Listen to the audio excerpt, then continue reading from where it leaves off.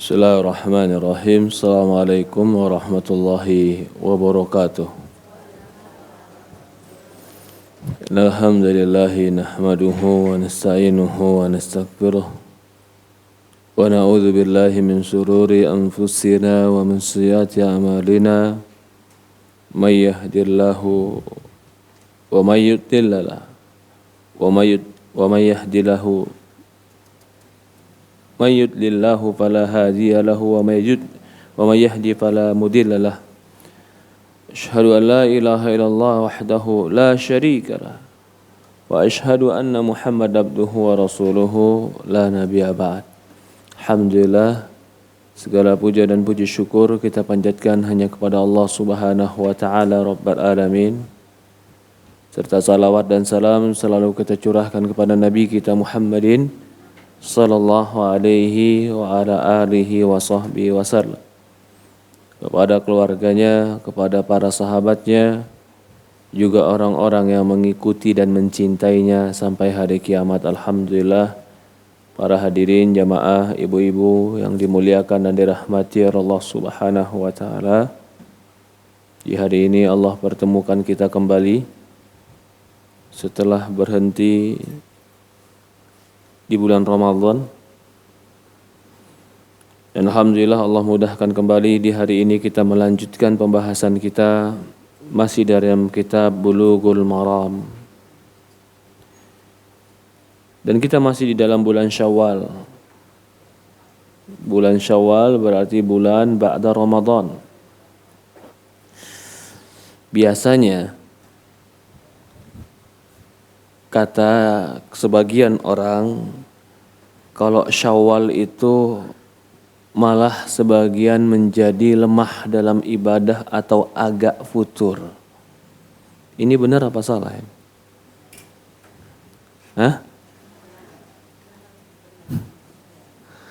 Ramadannya semangat, Masya Allah. Begitu masuk Syawal tiba-tiba keadaan berubah, langsung agak lemas sedikit. Ya, maka itu di dalam Syawal Islam membolehkan kita untuk makan dan minum, bahkan wajib makan dan minum. Kapan itu? Di awal Syawal. Di tanggal 1 Syawal nggak boleh kita puasa, haram. Ibadahnya di 1 Syawal itu adalah berbahagia. Rasulullah mengatakan dalam hadis, kata Rasulullah SAW, lisaimin farhatan, bagi orang yang puasa akan mendapatkan 2 kebahagiaan. Yang pertama, farhatun inda fitrihi wa farhatun inda liqa'i rabbihi. Yang pertama, orang puasa itu di bulan Ramadan mendapatkan 2 kebahagiaan. Kebahagiaan pertama yaitu ketika fitrinya. Ada yang menafsirkan ketika fitrinya berarti ketika berbuka, karena fitr itu artinya berbuka, iftar. Tapi ada juga yang menafsirkan inda fitrihi maksudnya adalah ketika hari fitrinya, hari raya Idul Fitrinya. Di situ bahagia orang-orang yang berpuasa. Yang kedua, kebahagiaannya ketika bertemu Allah Subhanahu wa taala. Di bulan Syawal boleh kita bahagia, tapi jangan futur. Tetap kalau di Ramadannya rajin sholat malam, di Syawalnya juga rajin sholat malam. Ya, istirahat sebentar boleh, tapi jangan kelamaan liburnya. Orang kerja aja pada masuk udah. Ya, Rasulullah mengatakan dalam sebuah hadis, la takun mithla fulani kana yakumul lail fataraka qiyamul lail. Kata Rasulullah SAW, jangan kamu seperti si fulan, orang tersebut. Kenapa orang itu ya Rasulullah? Kana yakumul lail fataraka qiyamal lail. Dulu dia suka sholat malam, tapi sekarang dia meninggalkan sholat malam. Tarawih termasuk sholat malam bukan? Iya. Karena beribadah kepada Allah itu sepanjang umur. Bukan ibadah kepada Allah itu cuman Ramadan.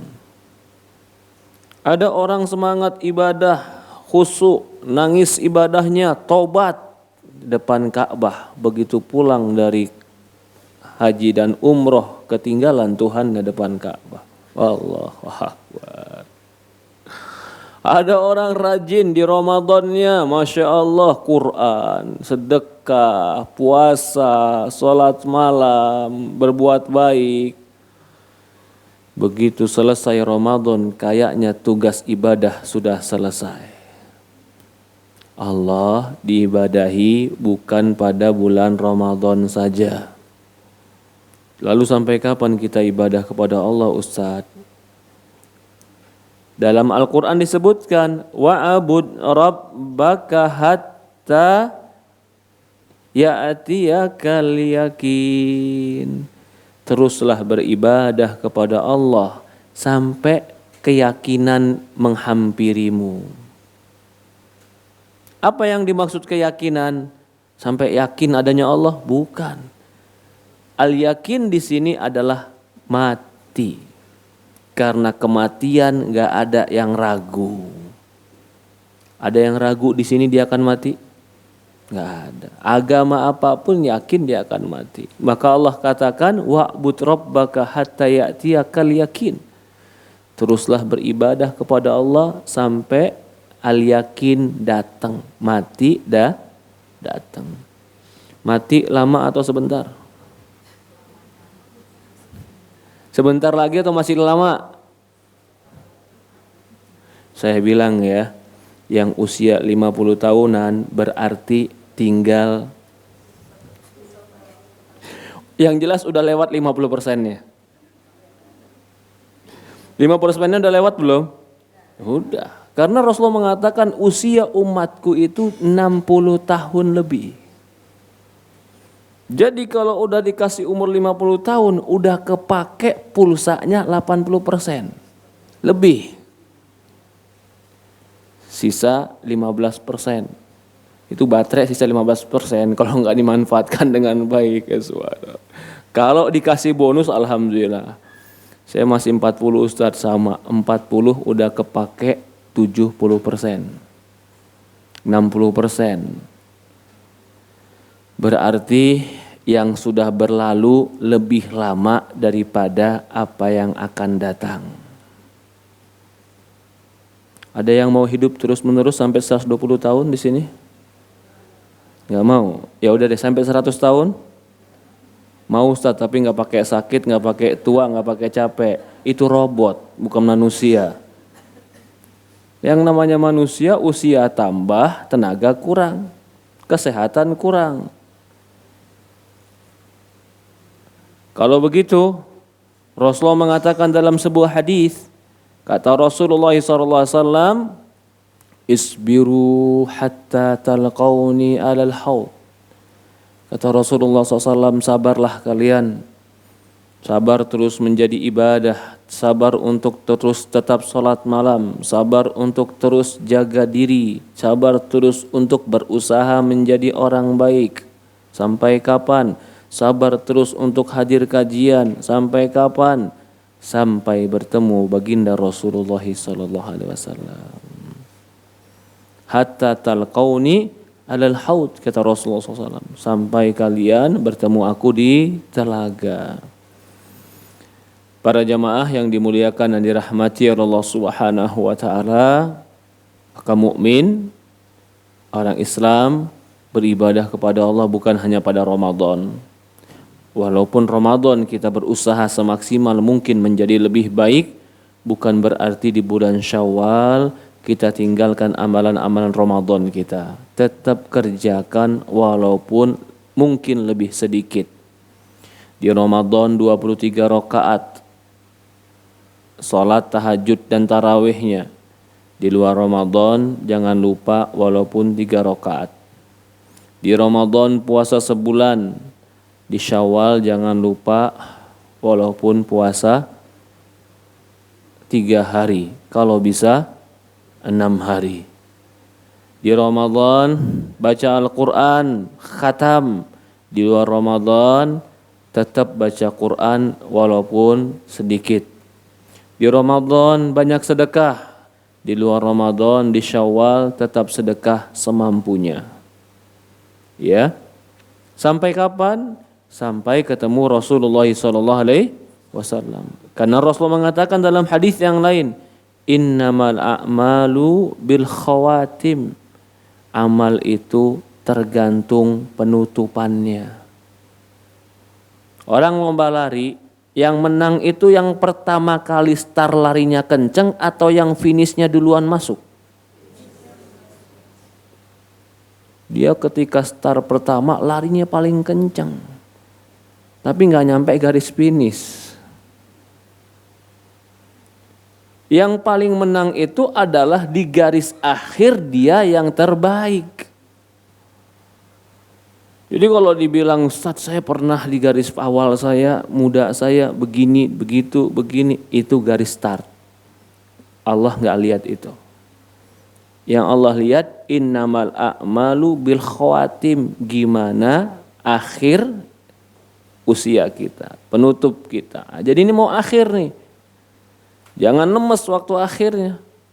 Tetap terus berjalan, tetap terus berusaha, tetap berbuat baik. Allah berfirman dalam Al-Quran, alladzina jahadu fina lanahdiyannahum subulana.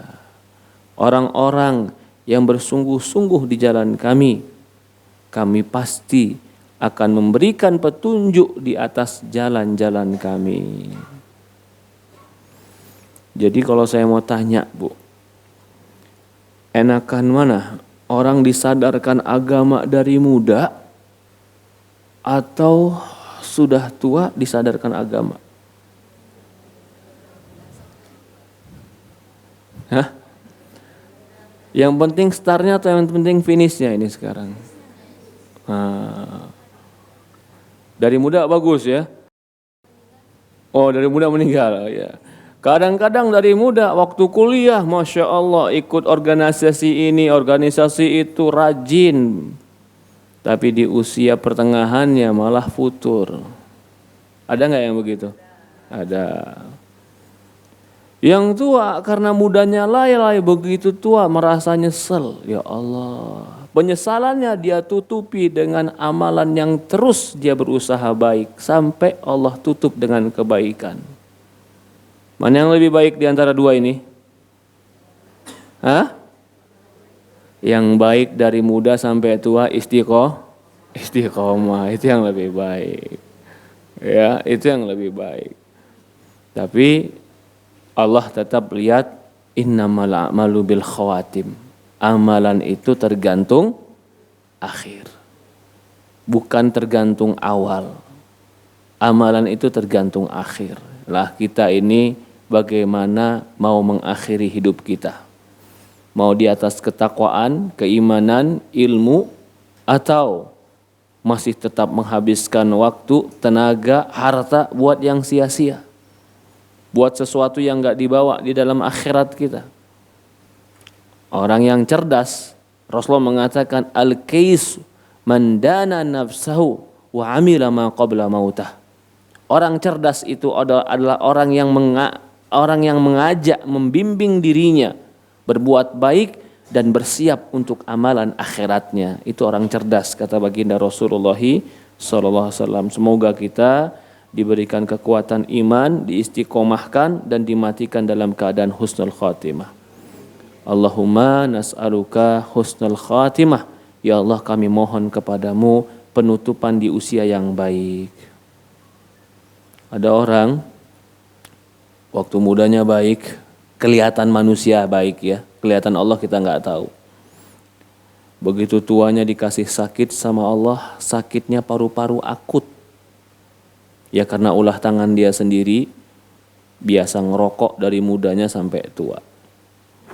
Begitu dikasih penyakit paru-paru akut, mencela takdir, ngambek sama Allah, marah, protes, nggak mau sholat.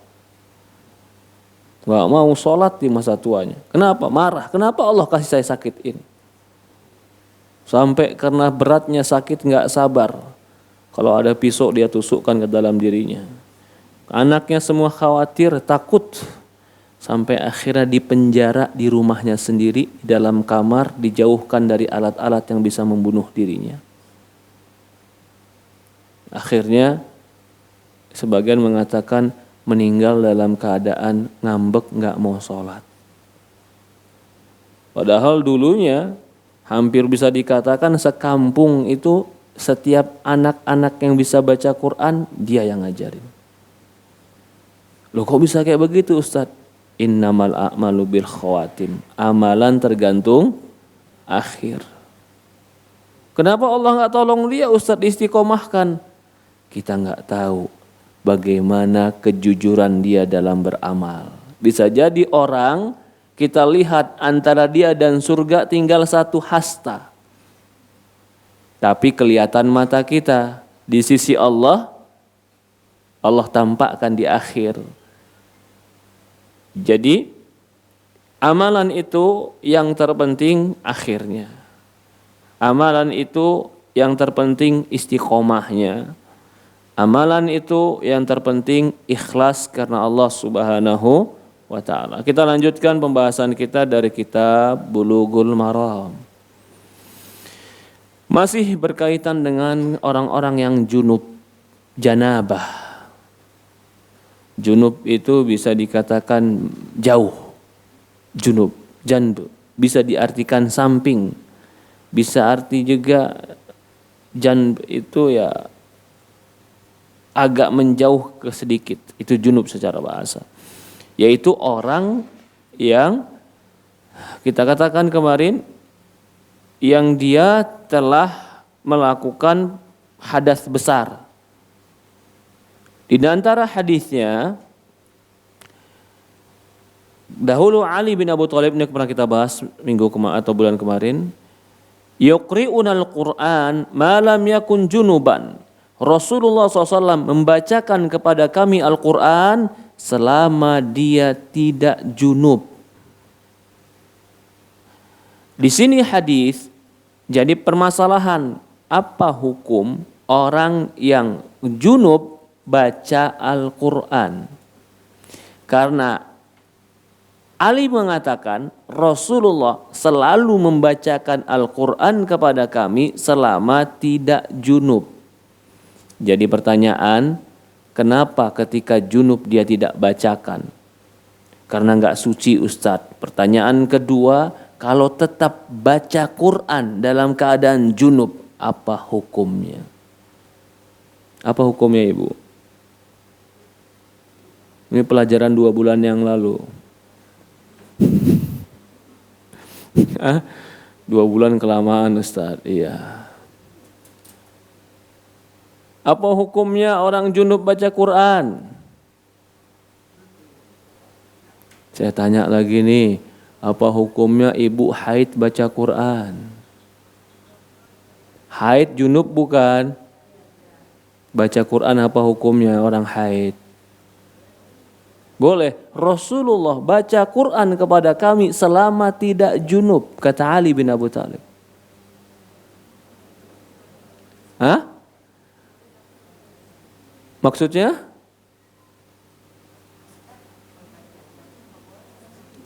Oke. Ini kita sedang bahas orang junub boleh baca Quran atau tidak. Jawabannya boleh. Rasulullah ketika junub nggak mau bacain Al-Quran, kata Ali bin Abu Thalib. Bagaimana dengan hadis ini kita menanggapinya? Jawabannya, hadis cuman mengabarkan, bukan melarang. Beda nggak larangan cuman kabar? Beda, karena laki-laki junub bisa dihilangkan dengan cepat. Mandi, selesai junubnya. Ya kan? Maka bagi laki-laki, junub itu sesuatu yang sangat sedikit dari waktunya. Kalau setiap junub nggak baca Quran, perempuan ada yang haid 10 hari. Cuman Rasulullah tidak membacakan bukan berarti melarang. Bagi laki-laki lebih afdol dia mandi kalau mau baca Quran. Kalau nggak sempat mandi, wudu, ringankan dengan wudu. Karena junub bagi laki-laki bisa dihilangkan dengan mandi. Junubnya perempuan yang haid itu kan qadarullah, Allah takdirkan. Dia mandi pun belum tentu suci. Bukan berarti dia terlarang membaca Al-Quran. Loh, katanya perempuan gak boleh pegang Quran, Ustadz, kalau haid. Yang kita bahas baca, bukan pegang Al-Quran. Karena ngebaca itu lebih khusus daripada pegang Al-Quran. Karena orang bisa baca walaupun tanpa pegang Al-Quran. Dia pegang remote di TV, tulisannya gede, Al-Quran. Tapi dia scroll, naik turunkannya dengan remote. Dia gak megang Quran, tapi dia baca, boleh. Orang haid boleh baca Quran, tapi kalau bisa jangan pegang Al-Quran. Jadi dari mana Ustadz? Hafalan. Lah hafalannya Qul a'udzu birabbin nas, Ustadz. Oke, kalau gitu baca dari HP. HP Quran bukan? Bukan. Karena ketika ditutup, hilang Qurannya, yang ada kode-kode. Bukan Quran lagi. Jadi pegang Quran, baca Quran dengan HP boleh. Hukumnya tidak wajib suci karena itu bukan mushaf. Ya, sama seperti buku agama yang ada dalil-dalil Quran. Dibawakan dalil-dalil seperti buku yang kita pegang, Bulughul Maram. Lagi sedang haid, boleh nggak Ustaz belajar Bulughul Maram? Boleh. Tapi kan ada Qurannya 1-2 ayat di sini. Kan itu bukan mushaf. Bukan mushaf. Jadi hadis ini sebenarnya ingin menjelaskan Rasulullah kalau sedang junub mempersedikit baca Quran agar bisa menyegerakan bersuci. Bukan berarti orang yang junub haram baca Quran. Karena tidak ada ancaman, tidak ada larangan. Kalau dilarang baru nggak boleh dikerjakan. Kalau diancam baru berarti haram. Kalau tidak dilakukan saja bukan berarti terlarang. Nah, jadi ini memahami perbuatan Rasulullah. Rasulullah tidak melarang, tidak mengancam, tapi tidak mau melakukan. Apa hukumnya? Apa hukumnya, Bu? Ini Rasulullah tidak melarang, tidak mengancam, dan dia tidak melakukan, dan dia membiarkan orang lain melakukan. Apa hukumnya? Hah? Boleh. Contohnya makan dob, kadal gurun. Itu namanya dob.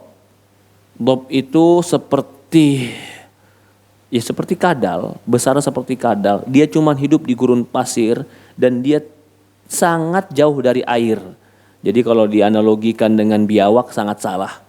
Dia sangat jauh dari air, bahkan minumnya itu seminggu mungkin setetes 2 tetes saja. Nah, orang-orang di padang pasir suka berburu ini dan dimakan. Rasulullah dulu pernah para sahabat memakan itu di depan Rasulullah.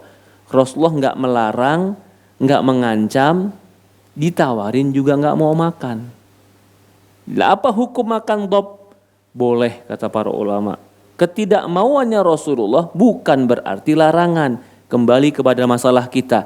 Rasulullah ketika junub kata Ali tidak membacakan Quran. Ketidakmauan Rasulullah membaca Quran ketika junub bukan menunjukkan haram. tapi bimbingan. Rasulullah lebih suka bersuci dulu. Oke, ini dipahami tentang masalah orang junub dan membaca Quran. Ya.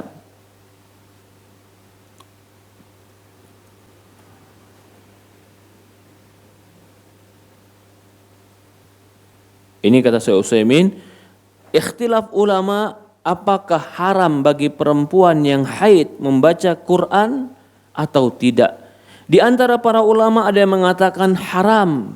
Di antara ulama mengatakan tidak haram bagi wanita belajar, mengajar, memahami, juga membaca Al-Quran. Karena laisa fi sunnatin nassun sharih, karena enggak ada dalil yang jelas yang melarangnya. Dan tidak bisa dikiaskan dengan orang junub. Karena orang junub mungkin, ini kata Syekh Utsaimin, orang haid juga tidak bisa dikiaskan dengan junub, dianalogikan dengan junub. Kenapa? Karena junub itu perbuatan manusia dan dia bisa menghilangkan sebab junubnya. Kalau haid itu adalah qadarullah, maka tidak bisa dibawa dalil ini untuk melarang perempuan yang haid membaca Al-Quran. Oke, berikutnya hadis dari Abi Sa'id Al-Khudri radhiyallahu an. Jadi kesimpulannya, orang junub lebih baik dia bersuci dulu baru baca Al-Quran. Membaca dari hafalan itu berbeda dengan memegang Al-Quran. Perempuan haid jelas boleh membaca Al-Quran. Pertama, dia bukan junub. Yang kedua, kalau dia dianggap junub, tidak ada larangan yang jelas perempuan dilarang baca Quran. Tidak ada. Tidak ada larangan itu. Dalam hadis Abi Sa'id Al-Khudri radhiyallahu an, berkata Rasulullah SAW, "Idza ata ahadukum ahlahu thumma arada an ya'ud falyatawadda bainahuma wudu'a." Rawahu Muslim. Jika salah seorang kalian mendatangi keluarganya, maksudnya pasangannya, istrinya, kemudian dia ingin mengulang yang kedua kalinya. Mengulang yang kedua kali maksudnya hubungan intim. Hendaklah dia berwudu di antara keduanya. Nah, ini adab. Apakah sehabis hubungan intim wajib mandi atau boleh wudu dulu lalu tidur? Boleh wudu dulu baru tidur. Tidak wajib langsung mandi. Bahkan Rasulullah mengatakan kalau kau ingin meniatkan mendatangi yang kedua kali, hendaklah engkau berwudu di antara hubungan itu. Dalam riwayat Hakim dikatakan kalau engkau berwudu, fa innau ansyatu lil aud, itu akan memberikan tenaga dan semangat untukmu mengulang yang kedua kali. Jadi ini hadis baginda Rasulullah SAW berkaitan dengan orang yang dia hubungan intim boleh tidur selama belum dia mandi, tapi kalau bisa dia berwudu. Kalau ditanya wudunya buat apa Ustadz? Kan wudunya tetap dia dikatakan belum suci, kan gak bisa sholat juga. Wudunya hanya meringankan, bukan mengangkat hadas, tapi meringankan hadas. Jadi ada wudu yang fungsinya meringankan hadas. Salah satunya ini mau tidur habis junub, belum sempat mandi dan belum bisa mandi, ringankan hadas dengan wudu. Yang kedua, para ulama menyebutkan, ini disebutkan oleh dilakukan juga para sahabat, ketika junub pengen masuk masjid, ada kebutuhan di masjid, wudu. Walaupun gak bisa sholat tapi meringankan. Sama seperti tadi Rasulullah SAW kalau ingin baca Quran kita sedang junub, haid, wudu saja. Meringankan. Bukan mengangkat hadas tapi meringankan hadas. Ya, dalam riwayat lain ini hadis yang jelas. Faedah yang pertama, orang tidur boleh dalam keadaan junub. Yang kedua, bahwasannya setelah hubungan intim tidak wajib langsung mandi. Sampai kapan? Sampai dia ingin mengerjakan kewajiban yang wajib suci. Ya sampai subuh, mau subuh dia harus mandi. Seperti itu. Dalam riwayat lain, wali arba'ah, hadis riwayat yang 4. Dari Aisyah radhiyallahu anha qalat, Aisyah berkata, kana Rasulullah SAW yanamu wa huwa junubun wa min ghairi an yamassul ma wa huwa ma'lul. Rasulullah pernah tidur dalam keadaan junub dan dia tidak menyentuh air, artinya enggak wudu dulu langsung tidur.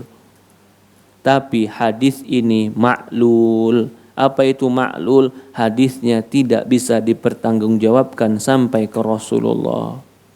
Bukan Aisyahnya yang berbohong, tapi orang yang menceritakan, yang mengambil dari Aisyah belum tentu benar. Sanadnya yang belum tentu benar.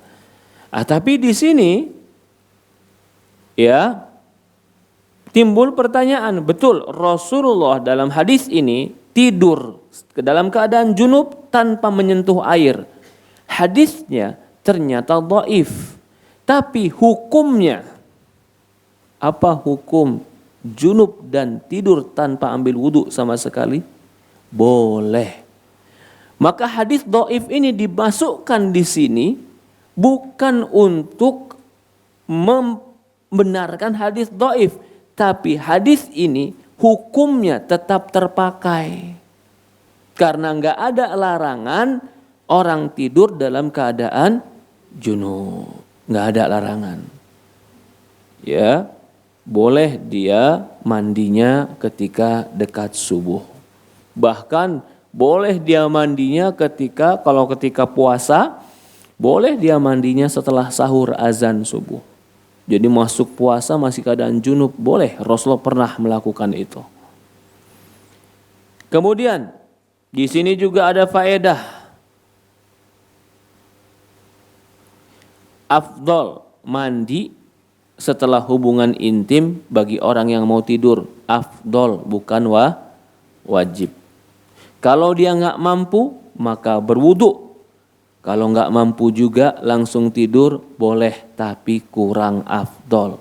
Nggak terlarang, tapi kurang afdol.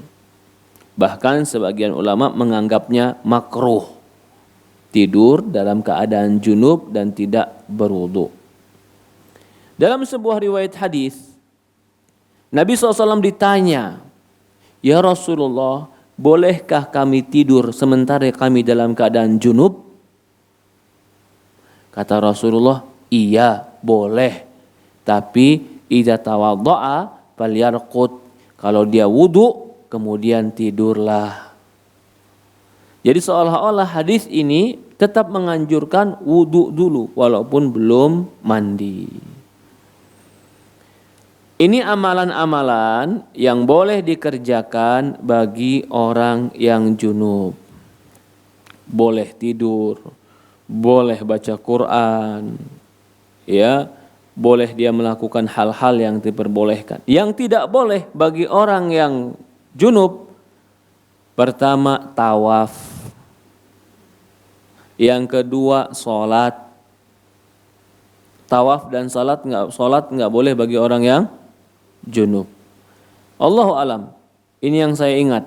Dua ini saja yang tidak dibolehkan diperbuat oleh mereka yang junub. Sholat dan tawaf.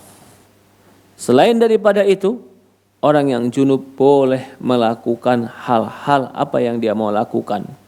Jika berkaitan dengan ibadah, maka lebih baik dia wudu dulu untuk meringankan junubnya. Kemudian hadis yang berikutnya sekarang akan kita bahas bagaimana tata cara mandi junub. An Aisyah radhiyallahu anha qalat kana Rasulullah sallallahu alaihi wasallam idza iktasala minal janabah yabda falyaksil yadah. Rasulullah SAW kalau dia mau mandi junub, pertama kali dia mulai dengan cuci tangan. Tsumma yufrigu biyamini ala shimal. Yufrik itu menuangkan air dengan tangan kanan untuk tangan kiri. Ini adab nih. Jadi tangan nggak langsung dimasukin ke ember. Ambil dulu airnya, cuci tangannya, biar air yang di tangan jatuh dulu keluar. Sudah bersih tangan, baru boleh mulai masukkan tangannya ke dalam ember. Karena etikanya air yang di ember agar tetap bersih, itu jangan langsung tangan dicelupin, dicemplungin. Ambil dulu sedikit airnya, tuangkan ke tangan. Yang netes akan jatuh ke bawah, nggak usah ditampung. Udah bersih tangan, baru masukin ke ember, ke bejana. Itu etika bangun tidur kalau mau wudhu, mau megang air, etikanya begitu. Sama, di keran langsung boleh. Karena keran itu kan tetap mengalir. Intinya air yang pertama kali dipakai bangun tidur atau mandi junub, itu tidak ditampung dulu lebih baik. Biarkan dia mengalir dulu, terbuang dulu. Karena nggak tahu nih tangan bekas megang apa aja. Baik pun orang tidur sama. Dalam sebuah riwayat, kalau kalian bangun dari tidur kalian, cucilah tangan kalian sebelum kalian masukkan ke dalam bejana. Karena kalian tidak tahu tadi malam tangan kalian kemana, kata Rasulullah SAW. Ada orang disebutkan oleh sebuah orang ulama, ada orang ketika dengar hadis ini, dia olok hadis ini. Gimana dia ngoloknya? Dia bilang, ya tangan saya tadi malam di kasur. Kan kata hadis Rasulullah kan, karena kalian tidak tahu di mana tangan kalian bermalam tadi malam. Dia jawab, tangan saya tadi malam di kasur. Dia bilang. Tujuannya mengolok hadis Rasulullah. Apa yang terjadi? Di malam kedua dia tidur, tangannya masuk ke dalam duburnya tanpa dia sadar. Ya, jangan mengolok hadis Rasulullah SAW. Ya, jadi yang penting bangun tidur, cuci tangan, jangan ditampung dulu airnya. Begitu juga mau mandi junub, tuangin dulu airnya, atau hidupin keran, bersihin tangan kita, selesai. Apa yang dilakukan Rasulullah setelah itu, setelah mencuci tangan? Yufrigu biyamini, caranya tangan kanan mencucikan tangan kiri. Tangan kiri mencucikan tangan kanan. Setelah itu Rasulullah mencuci kemaluannya.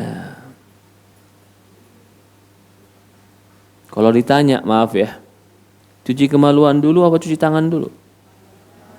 Ntar kan kotor lagi tangannya. Kalau gitu, kemaluan dulu apa tangan dulu?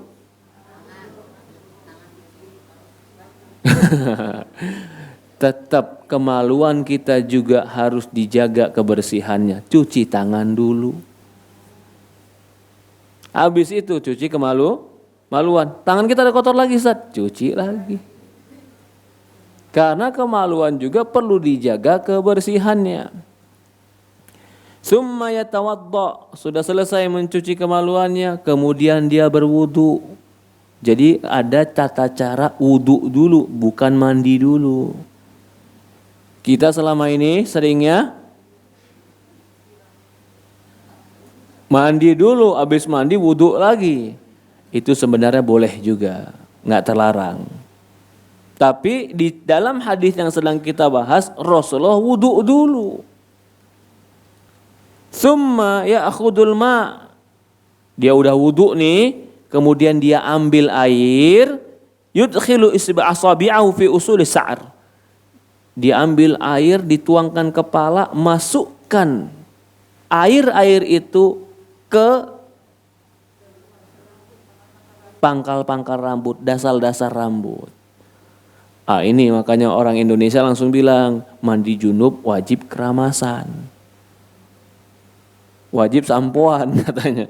Padahal maksudnya Rasulullah itu memasukkan jari jemarinya ke dasar kepala. Kalau masukkan air ke dasar kepala sambil ke pangkal-pangkal, diurut kepala, tapi nggak pakai sampo, nggak pakai sabun, sah nggak? Sah tidak? Sah. Berarti sampo bukan syarat. Yang syarat itu adalah memasukkan air ke dasar, ke pangkal rambut atau ke dasar-dasar kepala, ke akar rambut. Oke? Permasalahan berikutnya, kalau rambutnya panjang, dia kepang, dia nggak mau buka, tapi pangkal-pangkalnya tetap dipijitin, dimasukin airnya. Basah separoh. Yang lebihnya dia siram aja, tapi nggak dibuka kepangannya. Boleh atau tidak? Boleh, tetap sah. Yang penting kena air. Ya. Kemudian yudkhilu asabi'ahu fil wudu'i fil usuli sa'ar thumma hafana ala ra'si thalatha hafanat. Kemudian dia tuangkan di kepalanya air 3 kali. Ini perbuatan 3 kali adalah memastikan bahwasannya semua pangkal rambut sudah kena air. Itu memastikan. Fa'afadha ala sa'ir jasadi, kemudian menuangkan air ke seluruh tubuhnya. Selesai, seluruh tubuh sudah selesai. Kemudian dia mencuci kedua kakinya. Kemudian selesai. Kenapa di akhir mencuci kedua kaki? Karena di zaman Rasulullah kamar mandinya bukan keramik, bawahnya masih tanah. Orang kalau mandi bawahnya tanah, kakinya kena tanah enggak? Akhirnya pasti dia harus pakai bersihkan lagi. Nah, ini berarti tata cara mandi janabahnya Rasulullah. Cuci tangan, selesai, cuci kemaluan, selesai, wudu seperti wudu mau sholat, selesai, basahin kepala sampai 3 kali, selesai, semua badan dikenakan air. Begitu selesai mau keluar, dia cuci kaki, selesai mandi junubnya. Dari sini para ulama memberikan syarat kalau begitu mandi junub punya syarat. Yang pertama, niat ikhlas ingin ibadah dan mensucikan diri. Jangan niatnya supaya seger-segeran. Nah, kalau niat seger-segeran gimana Ustadz? Berarti bukan buat ibadah, buat seger-segeran. Ya. Yang kedua, syaratnya mengenakan air ke seluruh badan sampai ke dasar-dasar rambut. Seluruh badan nggak boleh, nggak ada yang kena. Kecuali orang sakit ada uzur, itu beda lagi. Kalau dia bisa mengenakan ke seluruh badan, maka kenakan seluruh badan. Cuman 2 ini menjadi syarat atau rukun orang mau mandi junub. Jadi sebenarnya mandi junub itu gampang. Niat karena Allah, kenakan air seluruh badan, selesai. Tapi wudhu dulu gimana Ustadz? Afdol. Ya. Lalu membersihkan kemaluan, ya pasti. Kenapa? Kamu pastikan jangan sampai di kemaluan masih ada yang najis. Membersihkan yang najis hukumnya wajib. Wajib membersihkan yang najis. Tapi apakah jadi wajib membersihkan kemaluan ketika ingin mau mandi? Maaf, ini kita bahas sedikit. Tergantung keadaan. Bisa jadi dia sebelum masuk kamar mandi sudah pakai tisu dulu. Sudah dibersihkan dengan tisu. Iya, yakin najisnya udah gak ada. Ya sebenarnya dia tinggal mandi saja. Boleh dia tinggal langsung mandi. Allahumma musta'an. Hadis berikutnya masih dalam riwayat Bukhari dan Muslim dari hadis Maimunah radhiyallahu anha. Maimunah ini juga istri Rasulullah SAW. Maimunah ini istri Rasulullah SAW juga. Kalau tadi Aisyah jelas, Aisyah tahu Rasulullah mandi junub. Kok Maimunah juga tahu? Ya karena Maimunah juga istri Rasulullah. fa afraqa ala farjihi fa ghassala bisyimali thumma daraba bihal ard. Dia menuangkan air ke kemaluannya, bahasa kita cebok. Ada nggak sih bahasa yang lebih halus daripada cebok? Apa ya? Istinja bahasa Arab, bukan bahasa Indonesia. Ya, intinya Rasulullah mengalirkan air ke kemaluannya, kemudian dia mencuci dengan tangan shimal, kiri. Etika, adab, mencuci kemaluan, tanda kutip, cebok, harus pakai tangan kiri. Tapi kalau mau pakai tangan kanan, apa hukumnya?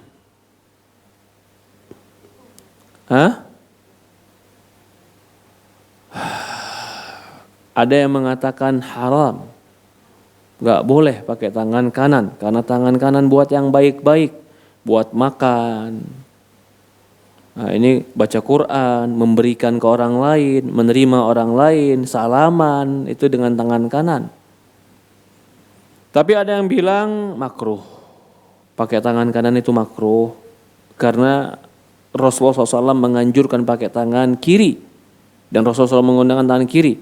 Pendapat yang benar Allah a'lam makruh, pakai tangan kanan kalau cebok. Cebokin anak pakai tangan kanan apa tangan kiri? Kiri juga, bukan pakai kaki kan? Subhanallah. Astagfirullah. Ya, pakai tangan kiri. Oke, itu sunnah. Rasulullah SAW juga melakukan dengan tangan kiri. Masya Allah, baginda Nabi kita sampai etika kamar mandi itu diajarin. Orang selain agama Islam, dia nggak tahu mana kanan, mana kiri. Fungsinya sama mereka. Selain Islam itu. Apalagi orang-orang Barat yang nggak ngerti agama, yang nggak pernah belajar agama Islam, bagi mereka kanan dan kiri itu sama. Nggak ada bedanya. Bagi kaum muslimin tidak. Tangan kanan lebih terhormat daripada tangan kiri. Tangan kanan bukan untuk membersihkan. Tangan kirilah untuk membersihkan. Setelah itu, daraba bihal arda. Dia udah, ini kan Rasulullah udah cebok dengan tangan kirinya, bersihkan kemaluan dengan tangan kirinya. Lalu apa? Dia pukul tangannya ke bumi. Ini etika Rasulullah. Tadi kita bilang, pertama masuk cuci tangan. Habis cuci tangan, cuci kemaluan. Kan kotor lagi. Iya, Rasulullah pukul ke bumi, ke tanah. Karena kamar mandinya juga dindingnya tanah, lantai bawahnya tanah. Rasulullah pukul ke situ untuk membersihkan sekali lagi. Ketika sudah itu dilakukan, berarti memukul ke tanah hukumnya tetap sunnah. Untuk membersihkan itu. Kenapa nggak pakai sabun, Ustadz?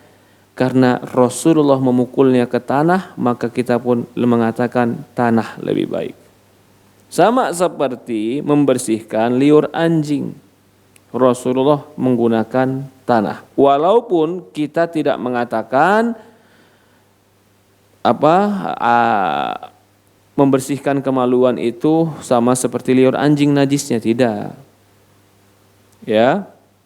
Dalam riwayat lain, famasahaha biturab, dia usap dengan tanah. Ini saya tanya tadi, tangan dulu atau kemaluan dulu yang dicuci? Ternyata Rasulullah tangan dulu. Setelah tangan, cuci kemaluan. Setelah itu masukkan pasir ke tangannya untuk bersihkan habis megang kemaluan.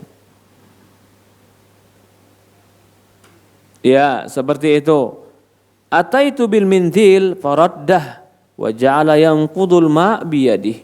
Kata Maimunah, setelah selesai mandi, berarti hadisnya Maimunah tata cara mandinya sama seperti mandinya Aisyah. Cuman dalam hadis Maimunah ada tambahan, Rasulullah memegangkan tanah. Itu aja bedanya. Jadi habis megangin tanah langsung wudu, habis wudu basahin kepala, habis kepala basahin seluruh badan, habis itu cuci kaki. Selesai dia keluar dari kamar mandi, Maimunah ngasih anduk sama Rasulullah. Rasulullah nggak ambil anduknya, dia bersihin pakai tangannya. Di sini ada dua faedah. Faedah pertama, istri Rasulullah itu melayani suaminya dengan mempersiapkan habis mandinya. Jangan suami mandi semuanya biarin sendiri. Airnya mati, hidupin sendiri mesinnya. Anduknya nggak diambil, ambil sendiri induknya. Maimunah ngambilin anduk Rasulullah SAW. Rasulullah kebetulan nggak mau pakai anduk, dia bersihin pakai tangannya.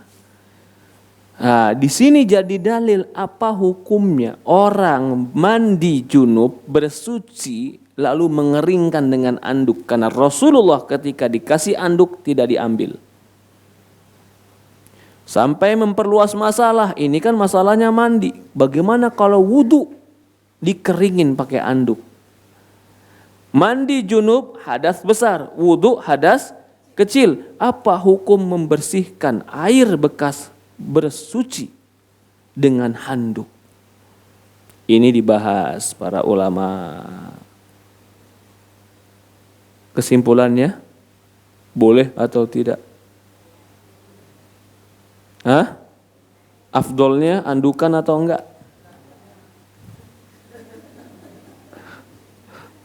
Ustadz, saya andukan aja nih, jilbab enggak kering-kering basahnya. Iya, ikhtilaf ulama. Ada ulama menganggap Rasulullah tidak mengambil anduk bukan dalam rangka ibadah, tapi dalam rangka hajat. Apa itu hajatnya? Dia merasa kalau masih ada air di badannya, lalu dia cukup mengeringkan dengan tangannya, di musim panas itu bermanfaat bagi tubuhnya. Jadi Rasulullah tetap mau lembab tubuhnya ada, apalagi kekeringan negeri Arab di musim panas sangat tinggi. Menjaga kelembabannya diantaranya tidak langsung mengeringkan dengan handuk, tapi mengeringkan dengan tangan. Kalau yang beranggapan seperti ini berarti Rasulullah tidak mengeringkannya bukan karena terlarang, karena kebutuhan. Berarti apa hukum mengeringkan dengan anduk? Ya kalau kamu tidak butuh badanmu basah, boleh kau keringkan dengan handuk. Dan ini pendapat yang lebih benar, boleh mengeringkan badan dengan handuk, bahkan bukan sunnah sengaja membiarkan basah.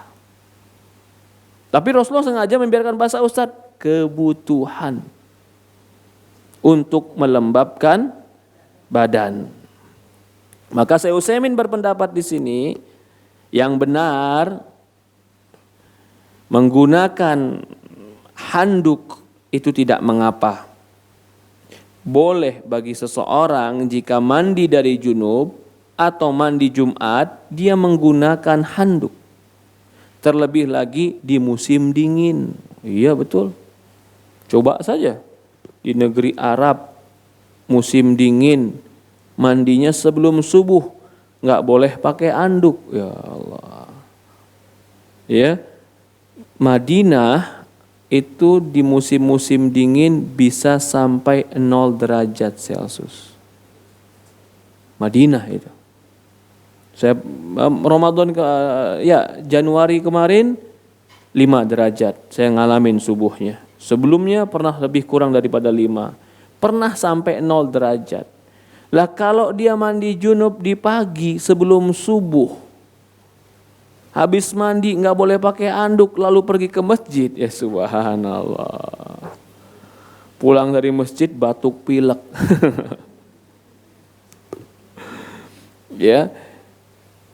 Lah kalau negeri kita mungkin ya masih sepanjang tahunnya seperti ini aja, panas dinginnya hampir sama.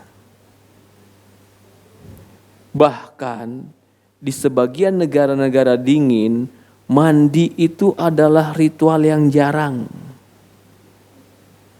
Coba saja orang-orang Rusia bilang, kita ngobrol sama orang Rusia, tanya sama mereka, kalian mandi berapa hari sekali? Mereka bilang mungkin seminggu sekali. Kita mandi seminggu sekali, ya subhanallah. Udah keringetan, lengket, udah luar biasa. Kalau mereka tidak, karena memang cuacanya beda sama kita. Maka itu Islam pun mewajibkan mandi Jumat. Karena kalau nggak diwajibkan mandi Jumat, nanti ada orang seminggu penuh nggak mandi-mandi. Seminggu penuh nggak mandi-mandi. Jadi mandi Jumat diwajibkan. Intinya, farubama yakunu min laysahu bitilka nadhafa irubama li ghairi dzalik min asbabih. Kata Syekh Utsaimin, yang jelas boleh pakai handuk dan tidak ada larangan pakai handuk. Ya, kalau dia mandi junub. Dari hadis mandi junub yang enggak pakai handuk ini, orang-orang sebagiannya membawa logika analogi, begitu juga kalau wudu jangan dikeringkan. Jadi kalau ditanya mana dalilnya wudu nggak boleh ngeringkan, nggak ada. Tapi analoginya kepada hadis mandi junub. Hadis mandi junub ini juga bukan larangan. Dikasih handuk, ditawarin, Rasulullah nggak ngomong apa-apa, cuman nggak mau ambil, dia cuman bersihkan pakai tangannya. Tidak mau ngambil bukan berarti terlarang. Masa sih istri memberikan dia sesuatu yang terlarang? Maka di sini dalil tidak terlarang. Ya, boleh mengeringkan, cuman memang ikhtilaf. Yang lebih afdol dikeringkan atau tidak? Jawabannya tergantung hajat, tergantung kebutuhan. Sejam sudah pertemuan kita. Saya masuk tadi jam 9.45, sekarang 10.45. Masih ada waktu? Hah? Kenapa Pak? Iya. Satu hadis nih, penting nih. Dua hadis. Hadis Ummu Salamah. Ini pun istri Rasulullah, Ummu Salamah. Ya Rasulullah, ini mura'atun asyaddu sa'ra ra'si. Ya Rasulullah, aku perempuan yang lebat rambutku. Makasih Mas, jazakallah khair. Apakah aku harus membasahkan semuanya? Dalam riwayat ketika aku junub dan haid, kata Rasulullah, tidak. Tapi cukup sampai kau tuangkan air ke dasar rambutmu 3 kali. Beda enggak? Jadi dia bilang rambut dia ini banyak, panjang, lebat. Kalau aku mandi junub, apakah seluruhnya harus kubersihkan kena air? Kata Rasulullah, lah enggak usah. Tapi yang penting dasar kepalamu ini kau cuci 3 kali. Karena dasar kepala inilah tempatnya yang harus dibersihkan. Ketombe tempatnya di mana? Dasar kepala. Kayak begitu. Itu dibersihkan. Ya. Jadi di sini menunjukkan bahwasannya perempuan yang rambutnya lebat itu cukup dasar kepala yang dia bersihkan. Dalam hadis Aisyah, qalat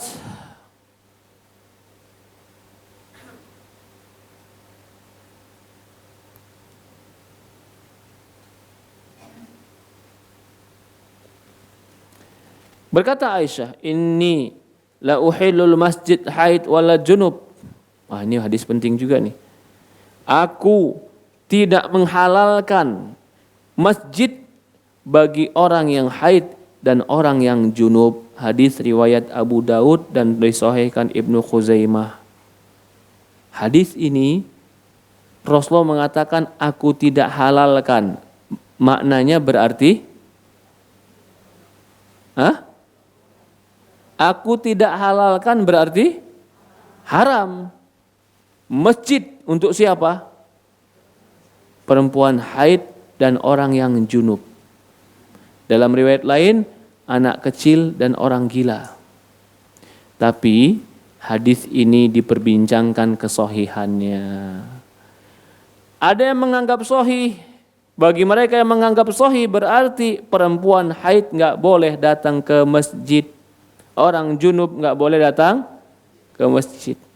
Bagi yang mengatakan hadis ini dhaif, boleh saja ke masjid, yang penting jangan kotori masjid dengan haidnya dia. Nah, jadi ini sumbernya. Kalau ada para ulama dan para ustadz yang berselisih pendapat, ustadz saya haid boleh ke masjid atau tidak. Tapi yang jelas, kalau dia memang terpaksa datang ke masjid dan bisa menjaga kesucian masjid tidak terkotori dengan haidnya, boleh dia datang ke masjid.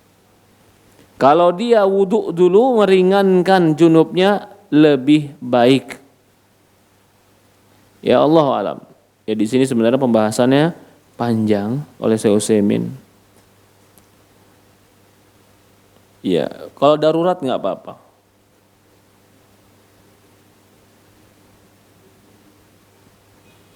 Nah,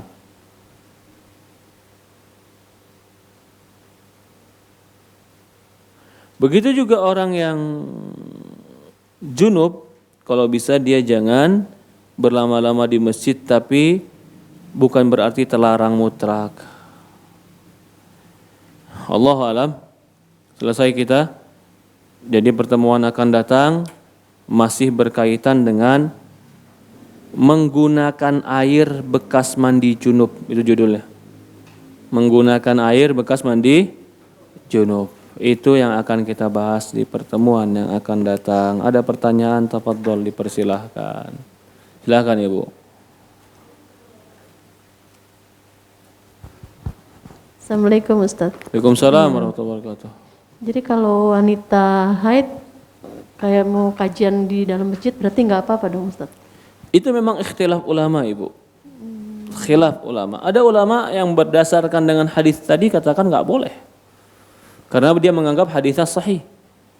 Tapi yang benar perempuan haid boleh ke masjid. Allah alam. Syukran Ustaz. Afwan. Ada lagi yang lain? Silakan Ibu yang paling belakang. Waalaikumsalam warahmatullahi wabarakatuh.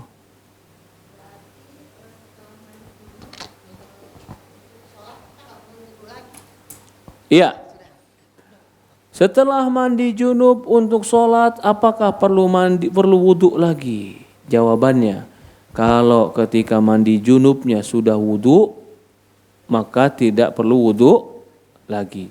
Karena wudhunya sudah mengangkat hadas kecil, mandinya sudah mengangkat hadas besar. Kalau dia tidak wudhu mandi junubnya, tapi menuangkan air ke seluruh tubuhnya, dan dia mandi tujuannya karena ingin sholat, apakah dia wudhu lagi? Nah, kalau ini kan dia nggak wudhu nih, cuma dia langsung mandi. Tapi kalau ditanya kenapa kamu mandi? Mau sholat, semua mengangkat hadas besar. Apakah dia wajib wudhu lagi? Jawabannya, tidak wajib. Tidak wajib. Kenapa? Hadas besarnya keangkat, maka hadas kecilnya keangkat. Fa in kuntum junuban fatahharu. Kalau kalian junub, maka mandilah. Diartikan para ulama, ketika setelah mandi Allah membolehkan untuk langsung sholat, berarti mandi junub bisa mengangkat hadas kecil. Boleh. Tapi mandinya niatnya mandi junub. Kalau dia nggak niat mandi junub, mandi biasa, itu kata para ulama wudhu lagi. Ya, Allahu a'lam. Ada lagi yang lain? Silakan Ibu.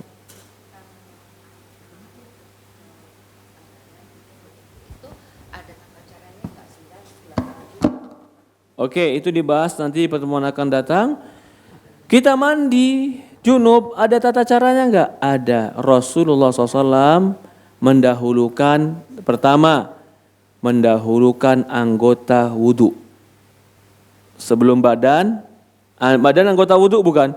Bukan. Tangan, kepala, kaki, itu kan anggota wudhu. Rasulullah mendahulukan anggota wudhu. Setelah anggota wudhu dahulukan yang kanan. Yujibu yutayammun, yang kanan. Setelah itu baru yang kiri. Itu tata cara Rasulullah SAW. Dan Rasulullah mandinya menyiramkan air 3 kali. Jadi semakin sempurna dengan mengenakan air ke seluruh badan dan semakin sedikit air itu afdol. Itu afdol. Ada lagi yang lain? Silakan Ibu yang di tiang.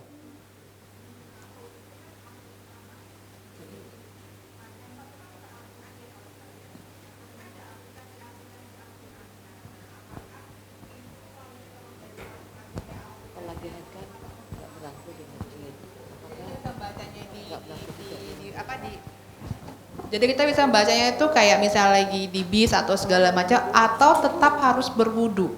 Karena kan ini kita pakai aplikasi di handphone tapi Al-Quran seperti itu. Oke. Pak Ustadz. Jadi di dalam Al-Quran dikatakan la yamassuhu ilal mutahharun. Tidaklah yang menyentuhnya kecuali mutahhar, yang suci. Apa yang dimaksud tidak menyentuhnya itu adalah mushaf. Apa itu mushaf? Mushaf itu Al-Quran. Apa itu Al-Quran? Al-Quran adalah kalamullah, ucapan Allah. Maka yang dimaksud dengan Quran yang tidak boleh disentuh kecuali wudu itu adalah Al-Quran yang murni isinya ucapan Allah. Jika tercampur antara ucapan Allah dengan ucapan makhluk, seperti Quran terjemahan bahasa Indonesianya itu ucapan Allah atau ucapan manusia?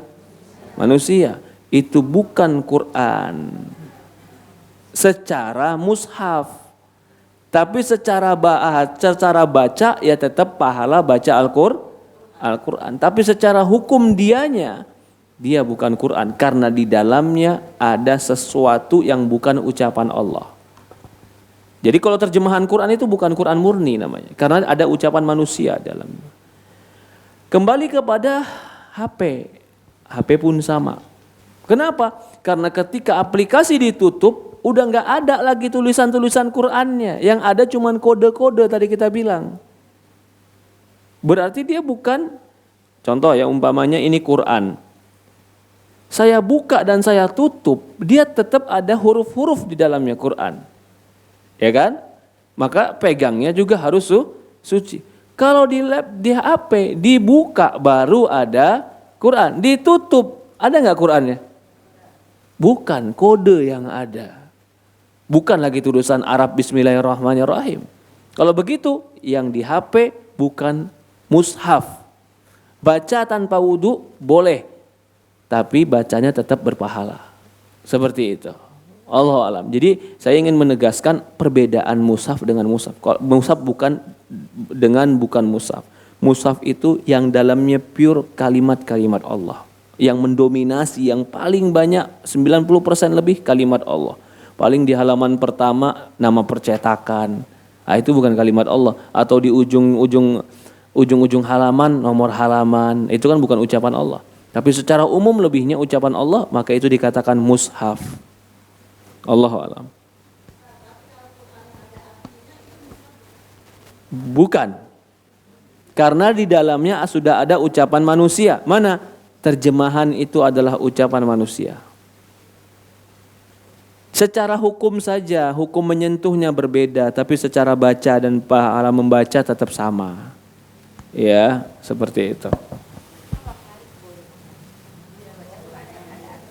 Kalau haid boleh nggak baca Quran yang ada artinya terjemahannya? Boleh. Nah, kalau haid mau baca Quran yang murni ucapan Allah, boleh nggak? Boleh.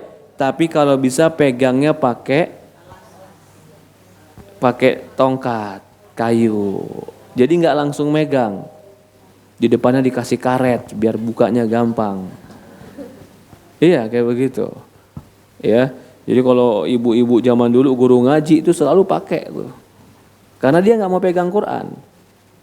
Dia taruh pakai itu. Allahu a'lam. Ustadz mau tanya lagi. Ya. Kalau kita umroh gitu, kita keadaan haid gitu Ustadz. Boleh nginjak Masjidil Haram enggak? Boleh nggak masuk Masjidil Haram dalam keadaan haid? Jawabannya boleh. Kok ada yang bilang nggak boleh Ustadz? Memang ikhtilaf ulama. Apa sih sebab ikhtilafnya? Hadis tadi, aku tidak halalkan masjid buat orang haid. Hadisnya ini betul-betul perkataan Rasulullah atau bukan? Suatu hari Aisyah pernah nangis ketika haji di dalam tenda. Rasulullah tanya, kenapa kamu nangis? Aisyah sedih. Udah datang jauh-jauh, waktunya terbatas, haji kan waktu terbatas. Datang haid. Kata Rasulullah SAW, itu sesuatu yang Allah tulis untuk perempuan, takdir Allah. Maka Rasulullah mengatakan kepada Aisyah, if'ali, lakukan semua yang dilakukan orang haji, kecuali jangan kau tawaf. Berarti boleh enggak wukuf di Arafah? Boleh enggak lempar jamarat? Boleh enggak masuk masjid? Boleh, kecuali enggak boleh tawaf dan sholat. Kalau sholat jelas, tawaf enggak boleh. Nah, tapi kalau ditanya lagi, Ustadz ini rombongan udah mau pulang, kloter udah mau pulang, saya masih haid, tapi saya belum tawaf ifadah. Kalau saya nggak tawaf ifadah, haji saya nggak sah. Gimana ini Ustadz? Saya udah makan juga penghalang haid, tetap aja ada flek-fleknya. Jawabannya apa? Udah mau pulang nih jamaah kloter. Kalau ibu dalam keadaan itu apa yang ibu lakukan? Nangis Ustadz, sama kayak Aisyah berarti. Sama kayak Aisyah berarti. Kata para ulama, tawaf dan istighfar kepada Allah Subhanahu wa taala. Karena belum tentu bisa balik lagi, kecuali rumah kita di Mekah. Tinggal ketika suci balik lagi. Kalau rumah kita nggak di Mekah, nggak bisa balik lagi, tawaf. Fatwa Syekh Utsaimin itu. Allahu a'lam. Ada lagi yang lain? Astagfirullah. Ya, silahkan Ibu. Ya. Di rumahnya.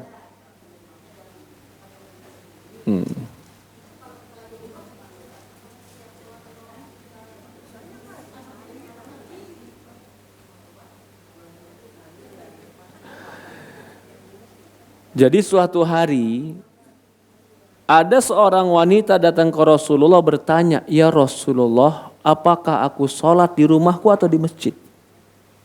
Kata Rasulullah, sholatul mar'a fi baitiha afdal. Sholat perempuan di rumahnya itu lebih afdal. Ini pertanyaannya kepada Rasulullah. Cuman yang jadi pembahasan, ini perempuan nanya di mana? Masjid mana ini yang ditanya? Masjid Istiqlal atau Masjid Nabawi? Hah? Masjid Nabawi. Rasulullah tetap menganjurkan sholat di masjid. Enggak, sholat di rumahnya. Sholat di rumahnya lebih afdol kata Rasulullah. Tapi dalam riwayat lain Rasulullah mengatakan la tamna'u ima Allah masajidallah. Jangan larang perempuan datang ke masjid. Itu pun hadis jangan larang perempuan datang ke masjid, kejadiannya di Masjid Nabawi. Jadi perempuan mau datang ke masjid boleh, mau di hotel afdol boleh. Ya. Jadi kalau ditanya yang lebih afdol, maka saya jawab lebih afdol adalah di rumahnya, di tempatnya, di hotelnya. Tapi ya Ustadz, kalau saya sholat di hotel nih imamnya saya sudais Ustadz. Qiyamul lail, kalau saya sholat di kamar ya sebentar aja sholatnya. Qul huwallahu ahad, qul a'udzu birabbil nas, udah selesai. Kalau saya sudais saya bisa dengar doanya, bisa lebih khusyuk Ustadz. Pergi ke masjid karena mencari afdol panjangan sholatnya. Iya. Dan gak perlu, jangan ke masjid berdesak-desakan laki-laki perempuan. Jangan perempuan berdesak-desakan untuk cium hajar aswad. Jangan. Apa hukum cium hajar aswad? Sunnah. Apa hukum menjaga kehormatan, menjaga kemaluan supaya tidak tersentuh laki-laki? Wajib. Jangan cuman gara-gara mau mengerjakan yang sunnah, yang wajibnya terbengkalai. Ustadz, kan gak cium hajar aswad gimana ya? Nanti gak ada konten di IG saya, Ustadz. Ya Allah. Ada solusi nggak bagi mereka yang nggak bisa cium langsung Hajar Aswad? Dari Rasulullah ada solusi nggak? Dari jauh Bismillah ya Allah, hukum pahalanya sama. Itu kan beda puasnya Ustadz. Lah ini ibadah ini berdasarkan kepuasan atau sesuai dengan Rasulullah SAW? Rasulullah tuh kalau Rasulullah bilang cium, kalau nggak mampu isyarat. Apakah orang yang berisyarat pahalanya berkurang? Tidak, karena solusi dari baginda Rasulullah SAW. Terakhir saya lihat kemarin ada laki-laki dari Indonesia desak-desakan di Hajar Aswad, sesak napas dibawa keluar, meninggal di luar. Tapi yang lain bilang ini husnul khotimah gara-gara meninggal mau cium Hajar Aswad. Ya Allah alam, bisa jadi, mudah-mudahan husnul khotimah. Tapi jangan sampai memudaratkan diri kita. Seperti itu. Jangan sampai memudaratkan diri. Allahumma musta'an. Ada lagi yang lain? Kita cukupkan di sini. Jam 11 lewat. Ya, silakan. Tentang ini Ustaz, wanita safar tanpa mahram. Itu kan kita udah sepakat ya Ustaz. Wanita itu nggak boleh safar tanpa mahram. Bagaimana jika seorang wanita mengenyam pendidikan Ustaz? Misalkan ke Mesir ya Ustaz. Ke Mesirnya dia diantar sama mahramnya, sama ayahnya atau adik laki-lakinya, kemudian ditinggal. Nah wanita itu bermukim di sana untuk pendidikan Ustadz. Apakah itu tetap dilarang atau sebaiknya gimana Ustadz? Perempuan yang buat pendidikan diantar mahramnya ke pondok pesantren, sampai pondok pesantren di tempat yang aman, terpisah dengan laki-laki, itu sebagian ulama membolehkan. Kayak kita punya anak perempuan umurnya udah 17-18 tahun, pondok pesantrennya umpamanya di Sukabumi, Jakarta Sukabumi kan Sapar. Ketika ke Sukabumi kita antar sampai Sukabumi, kita titipkan di tempat yang aman dan dia niatnya di sana mukim, maka dia bukan musafir lagi, boleh. Seperti itu. Mesir ya sebagian mengatakan boleh. Tapi kalau kampus-kampus yang umum Ustadz, yang mungkin materinya non-Islam gitu, kampus-kampus umum seperti yang udah ada. Kalau tempat-tempat kampus yang umum sebenarnya yang jadi masalah adalah keamanan tempat dia tinggal dan wali yang bertanggung jawab terhadap penjagaan dia. Itu poin yang paling penting sebenarnya. Karena dia butuh wali menjaga dirinya, menjaga kehormatannya, dia sakit, perlu wali. Maka kalau kita umpamanya anak perempuan yang jauh, tetap harus dicarikan wali yang bertanggung jawab terhadap diri dia. Ya. Kalau tidak ada bismillah. Kalau tidak ada, apalagi dia mungkin kurang belajar agama, bahaya. Maka di sebagian tempat ada kos khusus wanita, laki-laki nggak boleh masuk. Ya itu masih lebih mending. Tapi ada juga kos yang campur laki-laki perempuan. Nah itu nggak boleh kayak begitu. Nggak boleh kayak begitu. Bahkan saya pernah beberapa kali lihat di suatu daerah ya, dekat kampus, kos-kosannya campur laki-laki perempuan. Kalau ba'da maghrib mereka duduk semuanya di teras sambil ngumpul laki-laki perempuan. Nah, ini bahaya ini. Ini kita khawatir dia terjatuh dalam perkara-perkara yang tidak baik. Maka hati-hati orang tua.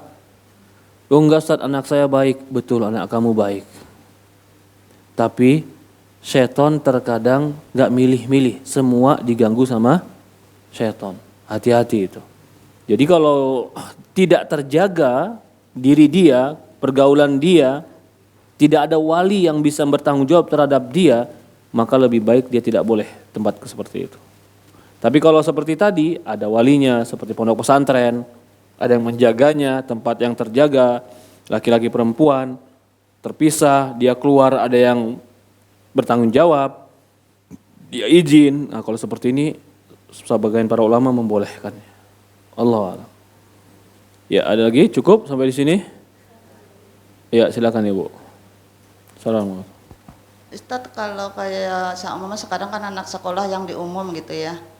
terus nggak ada wali, tapi dia percaya diri gitu, bisa kemana-mana sendiri, tapi dia percaya diri kalau dia bisa menjaga dirinya sendiri. Dan selain itu mungkin kayak janda gitu ya, yang udah nggak ada suaminya, mungkin dia biasa pengajian yang jalan sendiri kemana-mana, tapi dia percaya dengan dirinya dia bisa jaga diri. Gimana Ustadz? Iya, ini berkaitan dengan kalau tidak safar,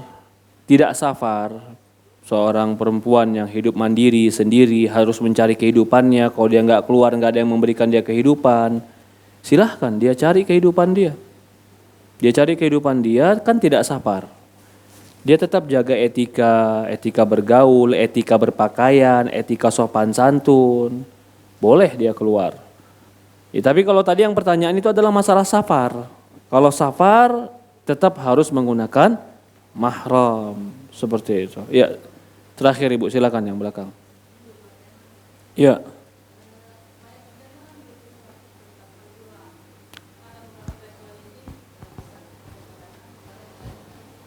Mengulang.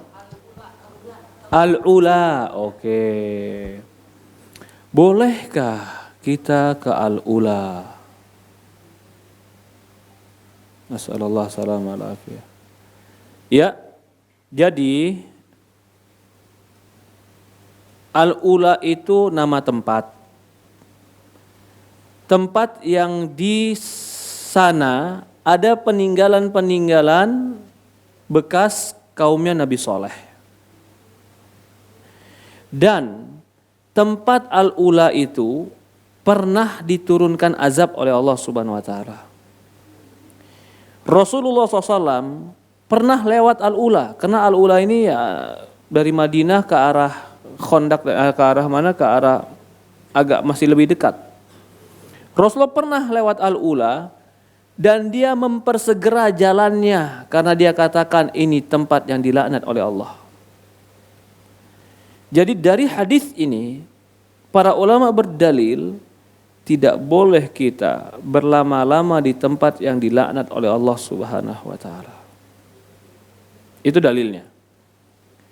Timbul permasalahan, bagaimana dengan al-ula yang ada sekarang, Ustaz? Maka jawabannya,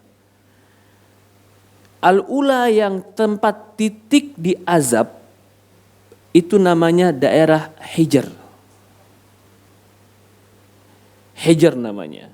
Jadi al-ula itu luas, seperti sebuah kota, provinsi mungkin. Kampung yang betul-betul diazab itu namanya al-Hijr. Lebih khusus lagi dari al-ula. Nah, maka para ulama mengatakan berarti yang terlarang itu hijrnya, bukan mutlak semua al-ulanya. Kalau kamu ke al-ulanya tapi tidak ke al-hijrnya, itu bukan tempat yang terlaknat. Tempat yang terlaknat itu al-hijr. Walaupun di situ ada peninggalan dari kaum Nabi Soleh. Pertanyaannya, apakah semua peninggalan kaum Nabi Soleh jadi tempat terlaknat?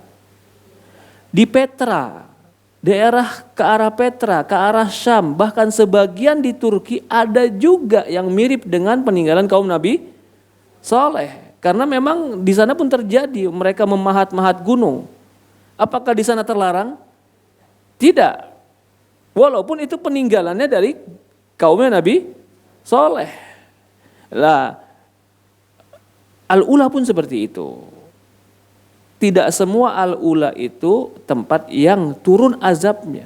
Walaupun di situ ada bukti peninggalan kaumnya Nabi Soleh. Tempat yang diturunkan azab, al-ula kampungnya namanya al-Hijr.